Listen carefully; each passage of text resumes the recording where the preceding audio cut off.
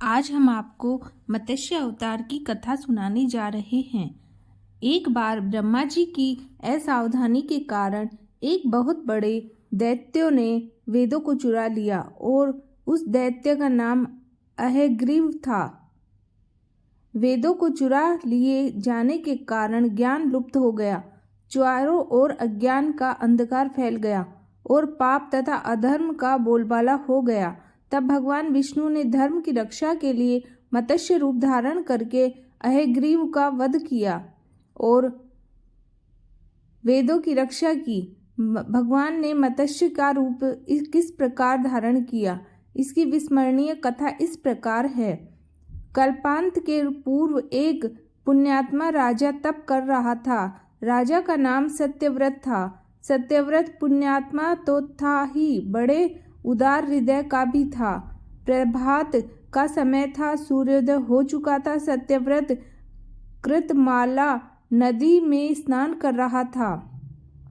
उसने स्नान करने के पश्चात जब तर्पण के लिए अंजलि में जल लिया तो अंजलि में एक के साथ एक छोटी छोटी मछलियां भी आ गई। सत्यव्रत ने मछली को नदी के जल में छोड़ दिया।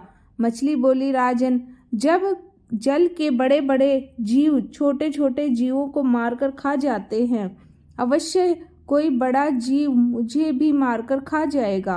कृपया करके मेरे प्राणों की रक्षा कीजिए। सत्यव्रत के हृदय में दया उत्पन्न हो उठी।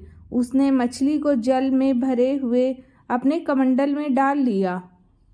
तभी एक आश्चर्यजनक घटना घटी। एक रात में मछली का शरीर इतना बढ़ गया कि कमंडल उसके रहने के लिए छोटा पड़ने लगा। दूसरे दिन मछली सत्यव्रत से बोली, राजन, मेरे रहने के लिए दूसरा स्थान ढूंढिए, क्योंकि मेरा शरीर बढ़ गया है। मुझे घूमने फिरने में बड़ा कष्ट होता है। सत्यव्रत ने मछली को कमंडल से निकालकर पानी में भरे हुए मटके में रख दिया। यहाँ भी मछली का शरीर रात भर में मटके में इतना बढ़ गया कि मटका भी उसके रहने के लिए छोटा पड़ गया। दूसरे दिन मछली पुनः सत्यव्रत से बोली, राजन, मेरे रहने का कहीं और प्रबंध कीजिए, क्योंकि मटका भी मेरे लिए छोटा पड़ रहा है। तब सत्यव्रत ने मछली को निकालकर एक सरोवर में डाल दिया, किंतु सरोवर भी मछली के लिए छोटा पड़ गया। इसके बाद सत्यव्रत ने मछली को नदी में और फिर उसके बाद समुद्र में डाल दिया। आश्चर्य में भी मछली का शरीर इतना बढ़ गया कि मछली के रहने के लिए वह भी छोटा पड़ गया। अतः मछली पुनः सत्यव्रत से बोली, राजन, यह समुद्र भी मेरे लिए उपयुक्त नहीं है। मेरे रहने की व्यवस्था कहीं और कीजिए।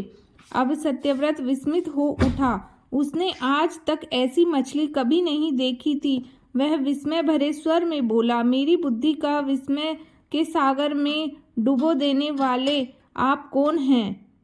मत्स्य रूपधारी श्री हरि ने उत्तर दिया, राजन, हयग्रीव नामक दैत्य ने वेदों को चुरा लिया है। जगत में चारों ओर अज्ञान और अधर्म का अंधकार फैला हुआ है।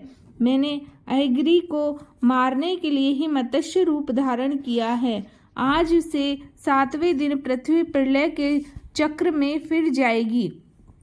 समुद्र उमड़ उठेगा, भयानक वृष्टि होगी, सारी पृथ्वी पानी में डूब जाएगी। जल के अतिरिक्त कहीं भी कुछ भी दृष्टिगोचर नहीं होगा।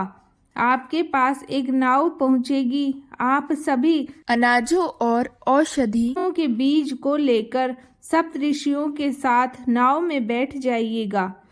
मैं उसी समय आपको पुनः दिखाई पड़ूंगा और आपको आत्म तत्व का ज्ञान प्रदान करूंगा।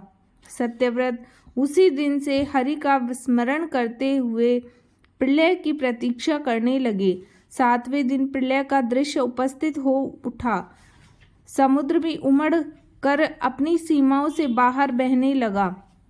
भयानक वृष्टि होने लगी।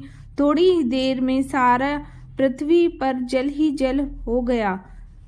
संपूर्ण पृथ्वी जल में समा गई। उस समय एक नाव दिखाई पड़ी। सत्यव्रत सप्तऋषियों के साथ उस नाव में बैठ गए और उन्होंने नाव के ऊपर संपूर्ण अनाजों और औषधियों के बीज भी भर लिए। नाव प्रलय के सागर में तैरने लगी। प्रलय के उस सागर में उस नाव के अतिरिक्त कहीं भी कुछ भी दिखाई नहीं दे रहा था। सहसा मत्स्य रूपी भगवान प्रलय के सागर में दिखाई पड़े। सत्यव्रत और ऋषिगण मत्स्य रूपी भगवान की प्रार्थना करने लगे। भगवान से आत्मज्ञान पाकर सत्यव्रत का जीवन धन्य हो उठा। वे जीते जी ही जीवन मुक्त हो गए। प्रलय का प्रकोप शांत होने पर मत्स्य रूपी भगवान ने हयग्रीव को मारकर उससे वेद छीन लिए। भगवान ने ब्रह्मा जी को पुनः वेद दे दिए। इस प्रकार भगवान ने मत्स्य रूप धारण करके वेदों का उद्धार किया, साथ ही संसार के प्राणियों का भी अमित कल्याण किया।